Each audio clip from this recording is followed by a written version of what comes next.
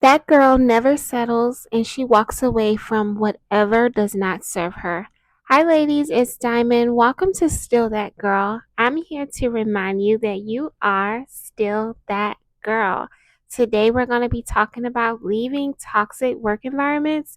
So, if you're interested in this topic or you know that you need to leave that job, then stay tuned because we're definitely going to talk about it. I wanna be my dream girl, doing everything I've never seen girl, being everything I wanna be girl. So, ladies, this is just a girl talk. You can actually play this on the way to the toxic job that you're going to. I know when I used to work in these toxic environments, I used to get on YouTube and literally search when or how to leave my toxic job and watch those videos just to, get encouraged and just listen to others' advice. But I spent majority of the years working in a toxic work environment, and ladies, when I tell you I have made it on the other side and the grass is definitely greener and there is healthy work environments and specifically remote work. I'm working remotely now and life is just so much different. And it's crazy because I've always thought that I always saw myself before, remote was even a thing. I always said that I wanted to be working from anywhere in the world on my laptop. And that is exactly what I'm doing. Well, I'm actually working from home, but I work from my laptop, so I'm not glued to my home. So there is a difference in different type of remote jobs. But today, I want to talk about leaving toxic work environments, guys. And it's really important for me to make this video because I feel like when you are in a toxic environment, sometimes you just feel so stuck. And sometimes you aren't aware of what's happening and you can just really lose hope and all you can do is just get into a cycle of complaining but never execute on how you're going to leave the toxic work environment. I truly believe that you cannot fully experience a soft life working in a toxic environment. No matter if you wake up early to listen to your affirmation, no matter how positive you are, we spend most of our time either at home or at work. So 8 hours in the job can really take a toll on you if you are if you are working in a toxic environment. So I really think it's important to bring awareness to this topic so that we can just live softer. And soft to me is just, first of all, when it comes to the workplace, soft life is not being micromanaged, but we're going to get into that. But I see a lot of people, I think the term soft life really came about with people on TikTok saying how, women not working and being taken care of by a man. But that's not my definition of soft life. My soft life is just about truly being able to have time for you and to work on your dreams, your goals, not having a job, take control over your life. Soft life to me is truly having freedom, financial freedom, and you can still work a job and live a soft life. I know when you're in these toxic environments, it doesn't seem possible, but you can truly find a good healthy job and you can work. I am rooting for every female to work remotely, but it really depends on your personality. See, me, I'm very introverted, so I am loving working remotely, and just not having to be called to this office and just be around a bunch of people who I didn't sign up to be around. So let's get into it, guys. The toxic work environment. Let's talk about it. So, the number one way that you are in a toxic work environment is when you cannot call out or when you're afraid to call out. Even when you're not feeling your best, you are literally afraid to call out. I remember I was working and I had this interview. I just moved to a new city and I really needed to get a job quickly. And I had this interview, and this man, he just really was so adamant on saying never call out, don't call out, whatever you do, don't call out. So it's very this is another sign as well, like emotional manipulation. Like, you guys, if you cannot call out, if you are afraid to call out, if they say that you cannot have vacation until a year, then you're in a toxic work environment, because that's draining. Waking up 5 days out the week, back and forth to work, gotta get in traffic, gotta deal with people. Especially, it depends on what industry you are in as well. See, I'm speaking from a place of working in healthcare. That was my toxic work environment, but I truly transitioned into another industry, which I will talk about soon. But healthcare is very draining, and I feel like you have to really be passionate and to really want to work in healthcare to truly be strong, because patients will come in yelling, screaming at you, talking over the phone at you crazy, demanding appointments when you don't have appointments on the list. It can be drama in the office. It's just a lot. Healthcare is truly toxic to me.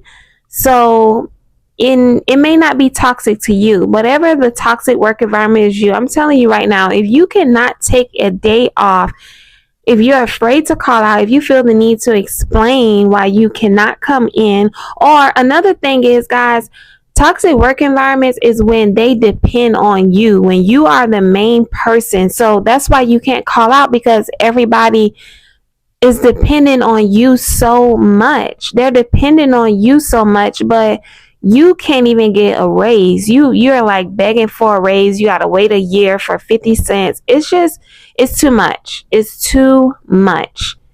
The next toxic trait of a toxic work environment is micromanaging. Guys, if you have a manager that is truly micromanaging you, like I used to have this manager that would truly walk by my office just to see what I was doing. And it's crazy, because you really be working hard, putting your all into the job, but they'll still check up on you, making sure that you're working. Like, it's too much. Micromanagement, guys, you need to walk away. I'm telling you. I'm going to tell you how to at the end of this, but I'm telling you, if you cannot call out, and if you are experiencing micromanaging where people are just steady watching you, like, that is just so uncomfortable. And it's just crazy, because you truly are a hard worker, but you still have to experience the micromanagement and just being under people that you didn't ask to be up under. I don't know. I just feel like everybody shouldn't have access. And when you work in these offices, it's almost like people feel entitled to have access to you. So I don't like the assets. I don't like people having a lot of access to me. So it's a problem. The next thing I want to talk about is patients or customers feeling entitled. Like, I've gone through so much in these offices and these jobs where people will truly, y'all, it has been so many times in different jobs where altercations will happen. Like, people would be ready to fight. The police have been called. People have been blocked from coming into the office. If anybody is yelling and screaming at you, and your boss or anybody, trying to make you feel like you're in the wrong just because you're an employee, and people can talk to you any kind of way and they accept it, that's a toxic work environment. Also, the stress and the anxiety, feeling free on Friday but not doing anything on the weekend because you're so drained, that is a sign that you're working in a toxic environment. I remember, y'all, when it was 5 o'clock, I'm telling you, you was not telling me I was not dashing out the door at 5 o'clock.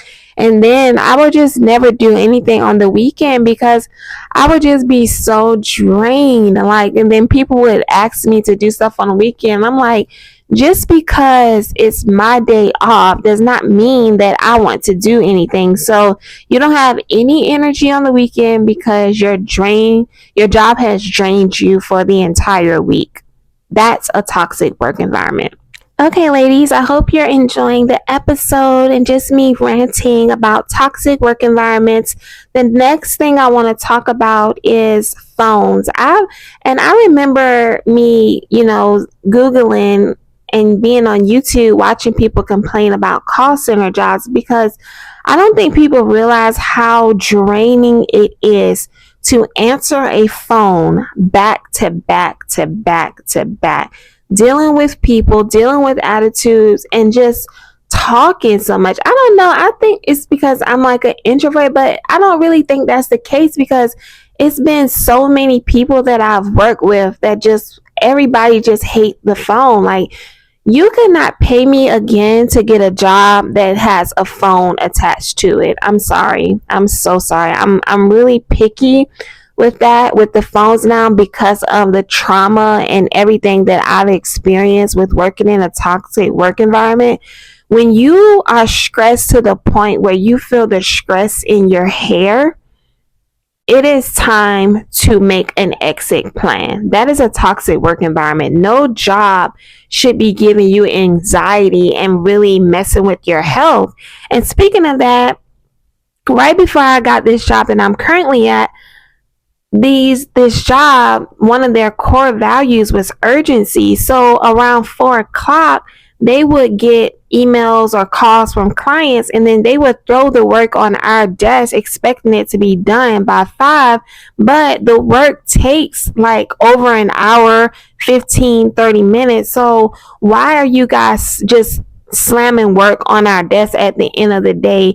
Because one of their core values is urgency. And when I found that out, y'all, I'm telling you, I download ZipRecruiter, Indeed, LinkedIn. I had all the job apps on my phone and I was applying every chance that I got, just massively applying to jobs. Like, I cannot do the urgency thing. I can't feel rushed. I cannot do the anxiety. But getting to my point, at the job that had this urgency core value, this manager, she just disappeared. So I'm like, where is she at? To come to find out, guys, her doctor, she was so stressed from work and the urgency that the work required, her doctor ordered her to stop coming to work. And thank goodness that she had a husband, that she could financially depend on. But it's just crazy because she just randomly disappeared. And I'm like, and she was like a manager, like she like helped ran the office. I'm like, where did she go?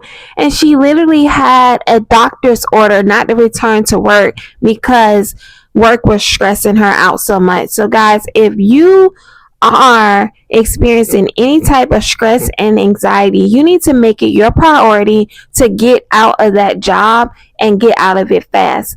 Now, I know we are dealing with, the economy and inflation and all of that, but guys, when you have to put your mental health first. When a place is stressing you out so much and it's having an effect on your life, your family life, people that are around you, like you're just a miserable, sad person because you don't know how to get out of this loophole. And the reason why you can't get out of it is because you can never take off. So you can't even get interviews because they never let you call out. So I want you guys to know, start applying every day, and when you get an interview, it's nobody's business that you can't come in to work that day. You don't have to lie, but just say something came up, I will not be in. Something came up, I will be in later, and it's nobody's business. And this is where the emotional manipulation comes in at, because when you call out, everybody want to know what happened or where you were. You don't have to explain that to people in the most professional way. It's none of their business.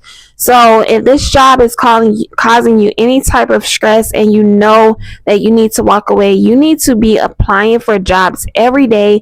And when you get the interview, you just need to let them know that you will not be in, and you need to really do your best on that interview and just continue to, increase your pay for number one, and just get into a more healthier work environment. Another thing I want to say is, why would you allow people to emotional manipulate you into staying into these toxic work environments when most of them are not paying you well. You're living paycheck to paycheck and you're stressed out at the same time. It's not worth it. It's time to put you first, and it's time to, really get your finances in order. And how can you ever do that when you're just living in this cycle and just being drained and sucked in by people who really don't care? They just don't want the work to go on to them. Another way for you to identify whether or not you are working in a toxic work environment is it's no growth, it's no promotion, it's no education fund for you to, get certificates or, improve yourself. There's no title change. Guys, I cannot stress to you enough how much I have been promoted in these jobs. I've been the lead go-to girl, but these people refuse to give me a higher increase and refuse to give me a title that I can grow from. And the one I can remember most recently before I transitioned into tech, I was working in this healthcare company, and the girl had got fired who was a supervisor, and I fulfilled her role, but I didn't get a supervisor title. I just got lead coordinator. Like, what is lead coordinator? What is that going to get me? What is the, and I don't even think that was the title. But why couldn't I get supervisor if we and her, I did the same job that she did? So they really tried it with that, but I was out as soon as when they played with me like that. It's just really important for you to truly not become stagnant in these jobs. You have got to find a way out. And granted, I took a lot of risks because I was willing to do anything to get out the job. I said, I don't care if I have to go work in retail. At least I'll have my mornings and I can work in retail at night. I just need to get out of here. And whatever you have to do to get out does not mean, you guys, whatever job you take after you leave the toxic work environment, that does not become your life. It's just a way to leave the toxic work environment so you can figure out your plans. No job is your forever unless you decide that it's going to be your forever. You don't have to get stuck. So although I made that plan, I was ready to risk it all and say, I'll quickly get a job at a retail store, just so I can leave here, and then I'll, jump and leap and continue to find something else. But you just really have to make sacrifice and really have to get your plan together. And I feel like some people sit in comfort and like, oh, I'm going to save up. But sometimes that never happens. And you guys really wait years, and this is playing with your life. So you're going to live years in stress, years in toxicity, years with anxiety, years with micromanagement, people up under you, that is just too much, ladies. People just watching you, micromanaging you, patients screaming at you, customers feeling entitled. It's just too much. And especially when you're the person that they depend on, it can really become a lot, guys, and it can affect your life. And you'll look back and all your life is not truly living. You're waking up, going to work, being stressed, coming home drained, can't even pour into you if you even had the little bit of strength to do so. Also, weight gain, because I remember one time I used to be so stressed, I would get on my lunch break and drive to Chick-fil-A just to eat some fries to calm down. Guys, it's really like that. And I know a lot of you guys can relate to this, but I just really want to speak on it, and I want to bring awareness to this topic because I want you guys to start applying to other jobs. And I'm going to also do another video related to this one, but I'm going to tell you how you can transition out and how you can, get another job, get your certifications, get something that is, not of a big cost, but really begin to see what you want out of life and work towards it and just leave these environments. Another sign that you are working in a toxic work environment is low pay. They never want to pay you. There's never any bonuses. And even when they do try to give you a promote, it's 50 cents. Guys, when people try to give you a promotion of 50 cents, that is going to taxes. That's not really doing anything for you.